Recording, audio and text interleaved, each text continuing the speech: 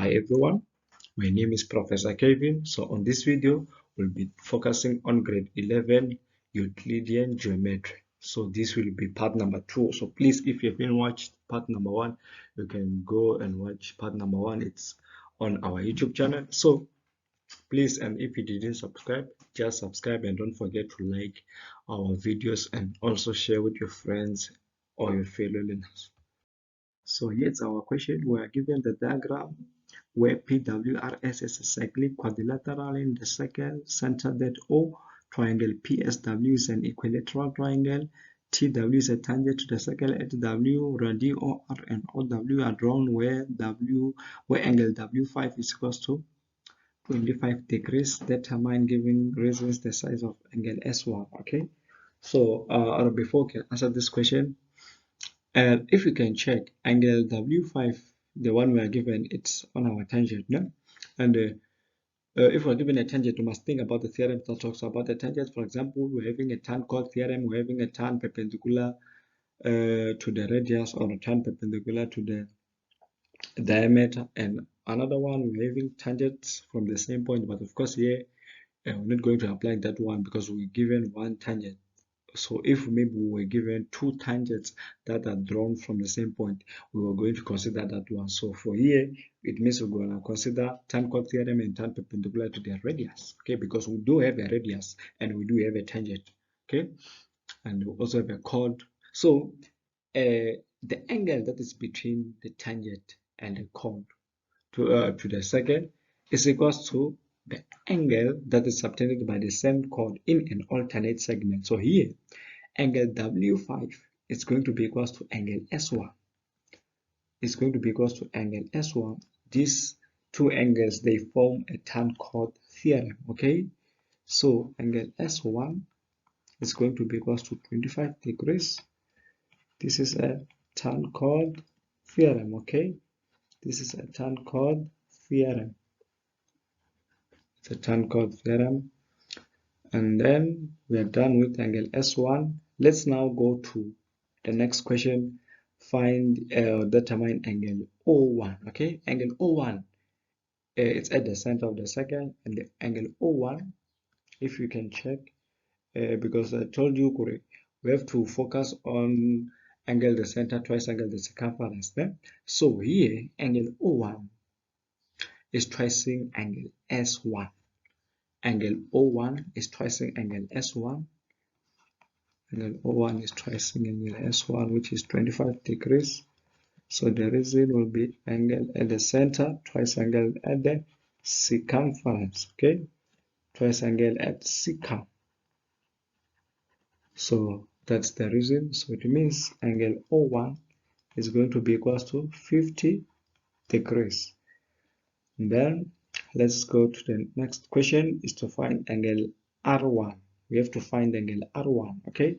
So in order for us to find angle R1, let's start by finding angle R as a whole, and then we're gonna find angle R2 so that we can be able to find angle R1. Because, for example, you see we're having angle R here, we're having R1 and R2. Let's assume that angle R, I'm just giving an example, no? Let's take angle R, it was, let's take 80 degrees. We're talking about angle R as a whole. And then we find that angle R2 maybe is 20 degrees. It's also an example. So if angle R as a whole is 80 degrees and then angle R2 is 20, it means angle R1 is going to be 60 degrees, because we're going to say 80 degrees minus this 20 so that we can get the other part of 60 degrees. So 60 plus 20, and indeed it's going to give us the whole angle of 80 degrees, okay? So let's find angle R, and we are having a cyclic quad PWRS, okay? PWRS is a cyclic quad, and we know that opposite angles of a cyclic quad are supplemental. So it means angle R plus angle P, they are going to give us 180 degrees if we add them, okay?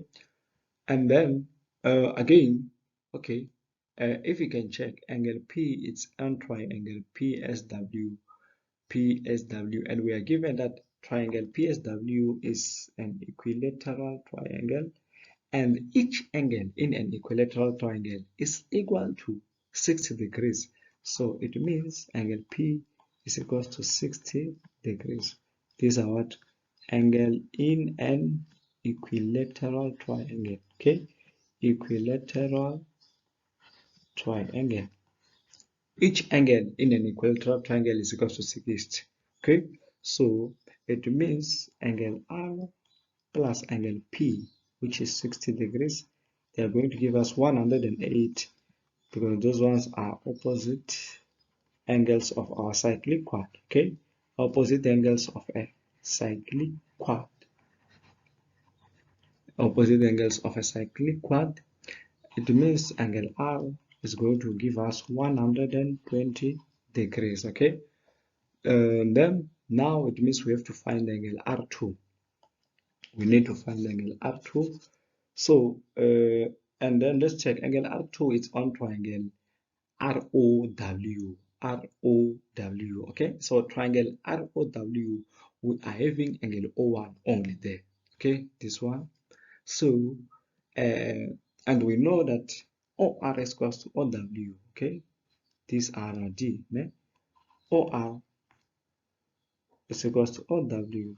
OR is equals to OW. These are what our D, because our D are equal. So it means if those two sides are equal, it means angle R2 is going to be equal to angle OWR, angle OWR, which is the same as angle W3 plus angle W4. Okay, so angle R2 is equals to angle OWR. The reason will be angles opposite equal sides. Okay, angles opposite equal sides. So if those two angles are equal, it means we can be able to find angle R2 now. Okay, so it means I'll start and say angle R2 plus this angle of OWR, and it's also angle R2. Okay, angle OWR is equals to angle R2. So where there is OWR, I'll just replace with R2 plus angle O1. O1 is what is 50 degrees. This whole thing is going to give us 180. These are sum of angles in a triangle. Then it means angle R2 plus angle R2 is going to give us 2. Angle R2 is equals to 108 minus 50, which is 130 degrees. Okay, and then it means we will have to divide both sides with 2 so that we can get angle R2. Angle R2 is going to be 65 degrees. Okay, we'll divide both sides with 2. 130 divided by 2 got 65. So now we can be able to find angle R1, because we do have angle R2 now, which is 65, and then the whole of angle R, it's 120. Okay, so it's simple. We can write it like this: angle R1 plus angle R2, which is 65. It gives us the whole of angle R, which is 120 degrees. So it means angle R1 is going to give us 55 degrees. Angle R1 is 55 degrees, and then we are done. Okay, the next question is to prove that SP is parallel to TW. SP is parallel to TW. Okay, to prove the parallel lines, we can use 3 properties. We can use alternate angles, coincident angles, or corresponding angles. Okay, so with the alternate angles, it means we must find that the alternate angles are equal. We need to find that the alternate angles are equal, or we can prove by finding out the corresponding angles are equal, or we prove by finding that the co-interior angles are supplementary, because the co-interior angles are not necessarily equal, but they are supplementary, they add up to 180 degrees. Okay, so it means it's either I find by I prove by alternate angles. It means I must find angle P is equals to angle W1, because angle P and angle W1, they form an alternate angle. So it means if I can prove that angle P is equals to angle W1, it means those two lines are parallel because the alternate angles are equal. Okay, and already we have angle P. We do have angle P, which is 60 degrees. We know that each angle in an equilateral triangle is equal to 60. Okay, and so we need to find angle W1. That's what we need to find. Okay, and if you can check angle W1, it's on the tangent. So if you can check, it's between a tangent and a chord. Angle W1 is between a tangent and a chord, and the angle between a tangent and a chord is equals to the angle that is subtended by the same chord in an alternate segment. So it means angle W1 is equals to angle S2. That will be a tan chord theorem. Okay, and angle S2 is 60 because it's angle in an equilateral triangle. Okay, so let's start angle S, or let me erase here.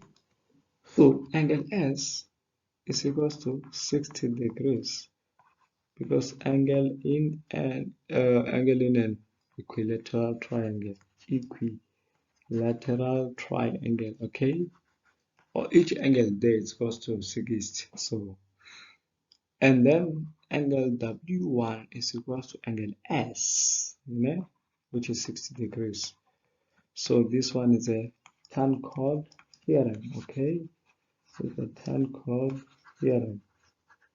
Angle W1 is equal to angle S2, or angle S2, not just angle S, but we are talking about angle S2.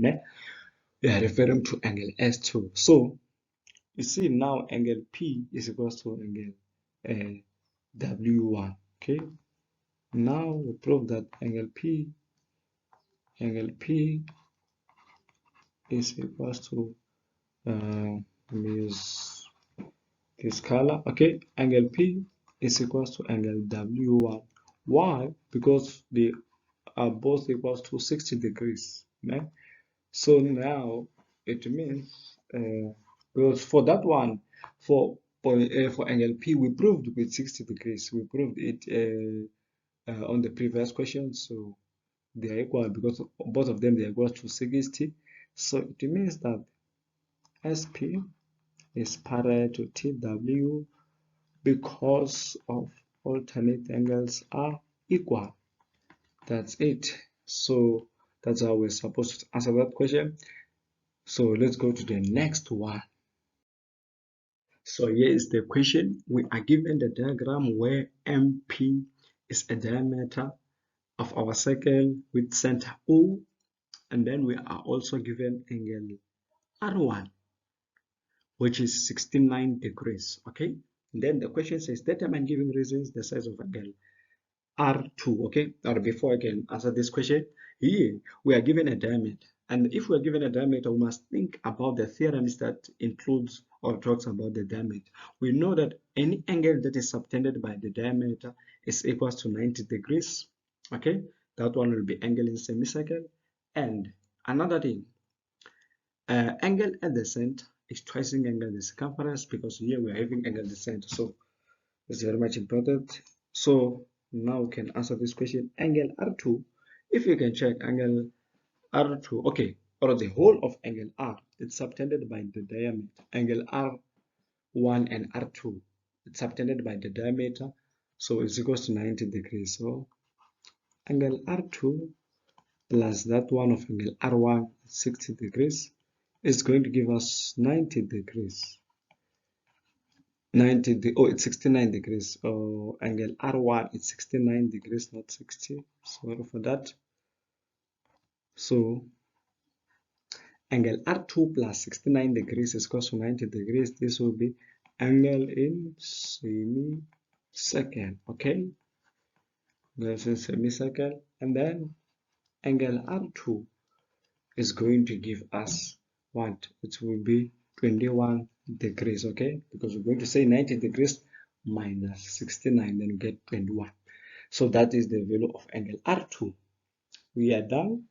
Then the next question is to find angle O1. Okay, and the angle O1, it's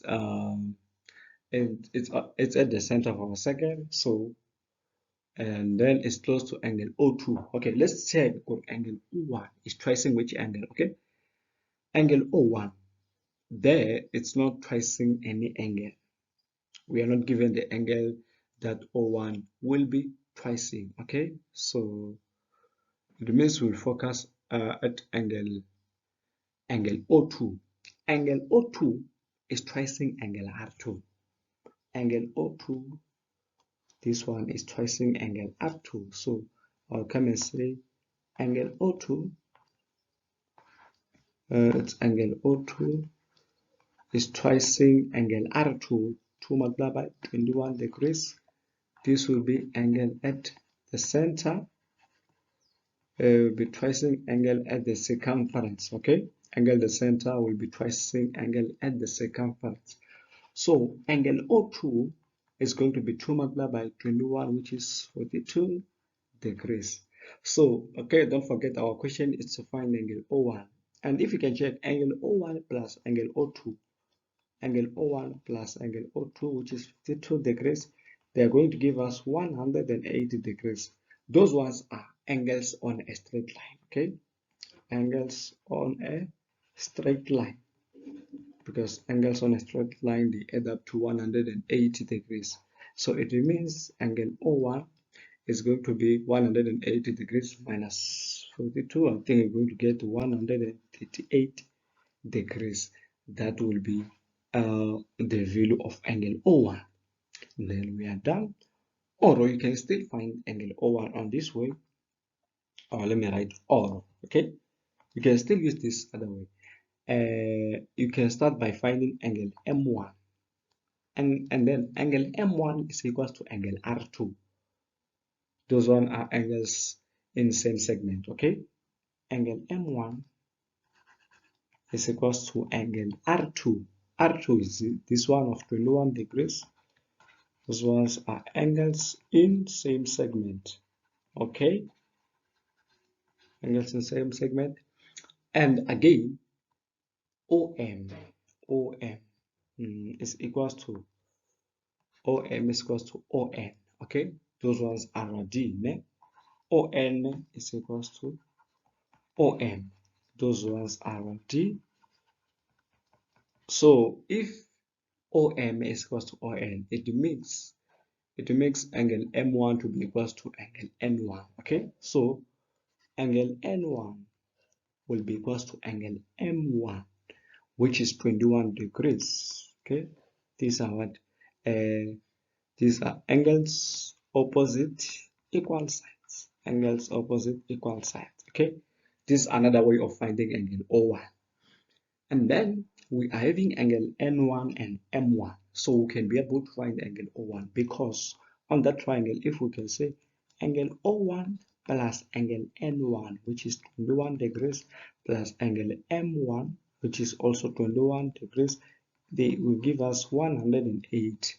Those ones are sum of angles in triangle. Ne? Okay, so angle O1 is going to be 21 plus 21, it's 42, so it's going to be 180 degrees minus 42, and it will still give us the very same answer of 138. Okay, so you can still calculate angle O1 using this way. Then that's it. So again, let's go to the next question. The next question is to find angle M1, and already we have angle M1, so we are done with that one. So now we need to find angle M2. Angle M2, if it is further given that NO is parallel to PR. Okay, so now we're given that NO is parallel to PR, and then we need to find this angle of M2 there. Okay, remember here we are having angle O2. Determine it. It's 42. Ne? So we can be able to find angle P, because angle P will be equal to angle O2. those are alternate angles, because now we were given the parallel lines. Okay, so it means, let me write it, it's angle P. Angle P is going to be equals to angle O2, which is 42 degrees. Those ones are alternate angles. We must also indicate which sides are parallel. We're given that NO is parallel to PI. Alright, so they are equal. Then again, if you can check angle M1, angle M2, sorry, angle M2 plus angle P, which is 42 degrees, plus angle R as a whole, which is 90, they are going to give us 180 degrees.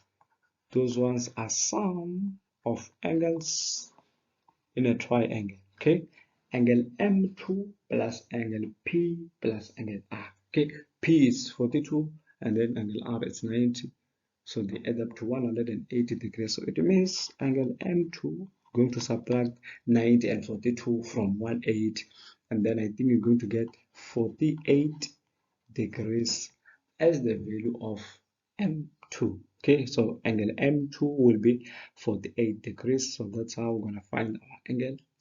So we are done. Thank you guys for watching this video. Please don't forget to like and subscribe to our channel. You can also share these videos with your friends and your fellow learners.